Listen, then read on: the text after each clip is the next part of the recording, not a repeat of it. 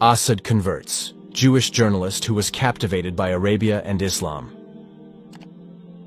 One day in September 1926, a young Jewish journalist boarded a Berlin train. His name is Leopold Weiss.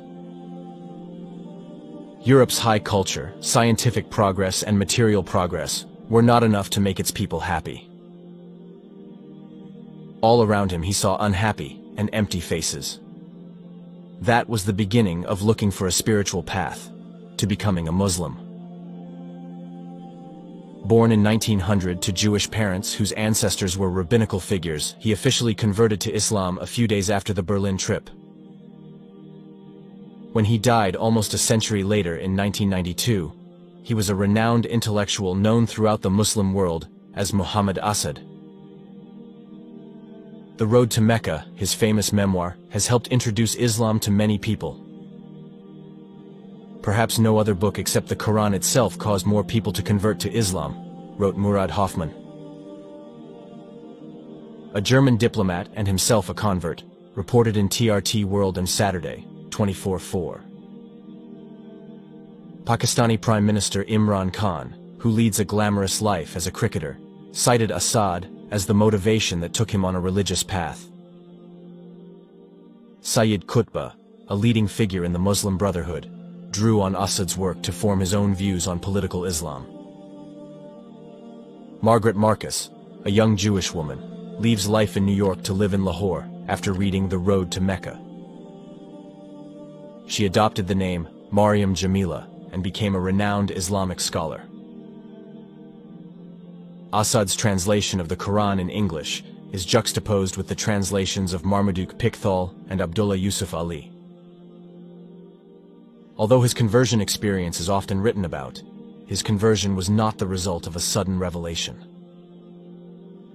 It was partly related to the chaos that young Assad witnessed in Europe after World War I. Assad grew up in Lwów, a city that in the early 20th century was part of Austria, in the home of his wealthy father, a wealthy lawyer. Although his parents were not particularly religious, private tutors trained him in the Jewish scriptures, and in time he could confidently discuss biblical exegesis, a complex body of religious commentary. Once he converts to Islam, this will help his understanding of the Quran. So, at the age of 13, I could not only read Hebrew very fluently, but also speak it freely, and, in addition, knew quite a bit of Aramaic, he wrote. Religion was the last thing on his mind when he entered the University of Vienna in 1920 to study art history. His days were spent studying philosophy, his evenings at the club. Like other young people, Assad was searching for answers after the bloody World War I, which ravaged Europe between 1914 and 1918. European discipline, Victorian norms, had all been thrown aside during the war as fellow Europeans bombed each other's towns and cities into oblivion. As a result comes suffering and soul-searching. After losing the war, the German economy bore the brunt of reparations. Inflation was so high that middle-class people sold family heirlooms and furniture to survive. Restless and unable to focus, Assad drops out of university. Restless and unable to focus, Assad dropped out of university to pursue a career as a writer.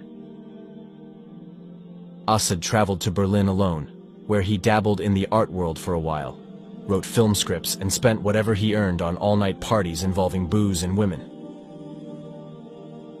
Most of the time, he remained short of money. He briefly worked for a news agency and printed breaking news when he interviewed Madame Gorky, the wife of the famous Russian writer, Maxim Gorky. But Assad never really settled down. Something else is calling to him, namely the call to Islam, and his path will pass through Jerusalem. Assad fell in love with Arabs before he fell in love with Islam, said Shalom Goldman, a religion professor at Duke University who is writing a book about Jewish converts to Islam. Islam is the way to be Arab. That's why, instead of going to a religious school, He lived with an Arab nomadic tribe for 6 years in Saudi Arabia, added Goldman. Assad first encountered the Muslim world in 1922, when he traveled to Palestine at the invitation of his uncle Dorian, a psychiatrist and one of Freud's students. It was a time of political upheaval and strife in Palestine. Zionists were lobbying for a Jewish nation, sometimes violently. Tens of thousands of Jews migrated to Palestine from Russia and elsewhere, changing its demographics. But it seemed to Assad that the local Muslim Arab nomad with his honesty, simplicity, and camels and camps was closer to the Hebrew characters he studied as a boy in the Old Testament than to a modern European Jew. On several occasions, Assad confronted Zionist leaders such as Dr. Chaim Weizmann, pushing them to explain how Jews could claim to have more rights than Palestinian Arabs who had lived in the region for 2,000 years. Assad's anti-Zionism is deeply rooted. It wasn't something he adopted to make it more acceptable to Muslims. One of Assad's closest friends in Palestine, Jacob Dehaan,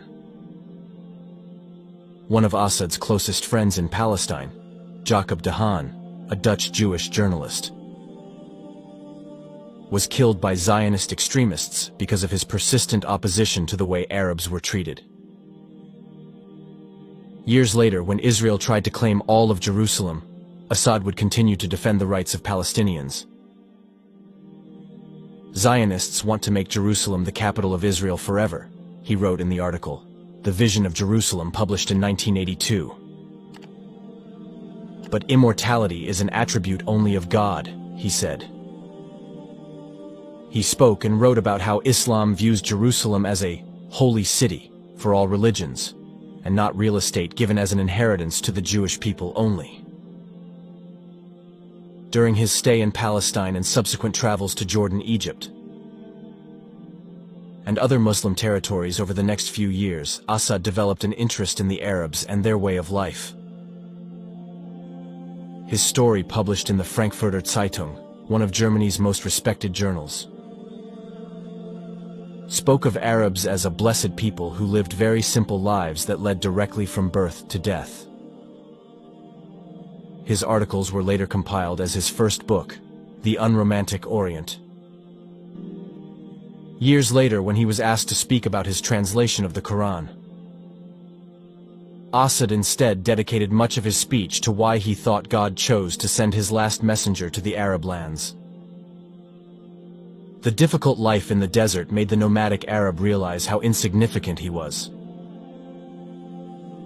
According to Assad, a nomad appreciates that beyond the many gods of the Arab tribes, there must be one supreme being who sustains life. After his experiences in Palestine, he traveled further to the Arabian Peninsula, in what is now Saudi Arabia, immersing himself in desert life and becoming a virtual Arab, as is evident from his mastery of the Arabic language. For 6 years, he lived among nomadic tribes in Saudi Arabia, riding camels, wearing clothes, and learning their dialect. From Saudi Arabia to Pakistan and the United States, Assad has left a lasting impact in helping thousands of people find their faith.